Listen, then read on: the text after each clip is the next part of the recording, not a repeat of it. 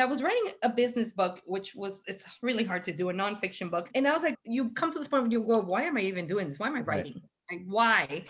And so you go back to your source, which is you.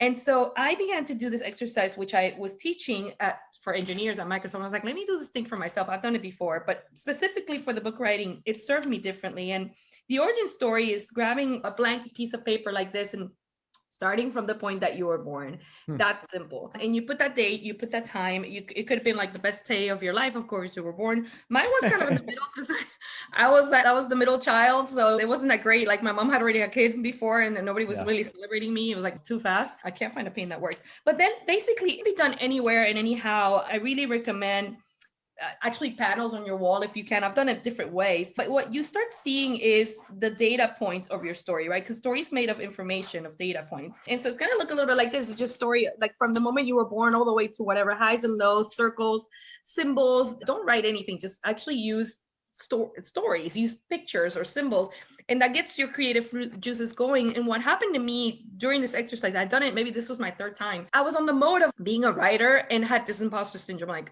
I'm definitely not a writer. Like, why am I doing this?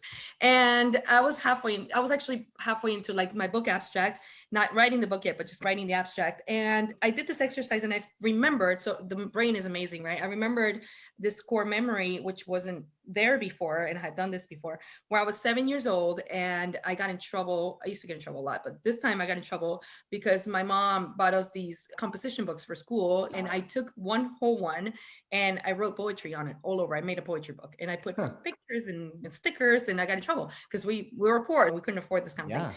Yeah. And then I was like, wow, I am a writer. I did this a long time ago. I wrote a book. I put my 10,000 hours in a long time ago before I knew it. And so it just became kind of like this, the dots became connected in this writing thread of who I was in terms of my identity. Origin story serves you to really identify things that may seem trivial in your own journey that are not, right? And this is where you pick it up and your brain begins to literally, as a computer, as you're literally doing a search, you're doing a Yeah. Google search in your own brain, and Yeah. you're going, tell me where I'm good at this, and starts going, and this is how, and this is why, and this is, and even moments that led to that made you a creative writer or a visual storyteller or whatever the case may be. So it really gives you that, but you give yourself that inspiration of who you are, and you shut imposter syndrome out a little bit.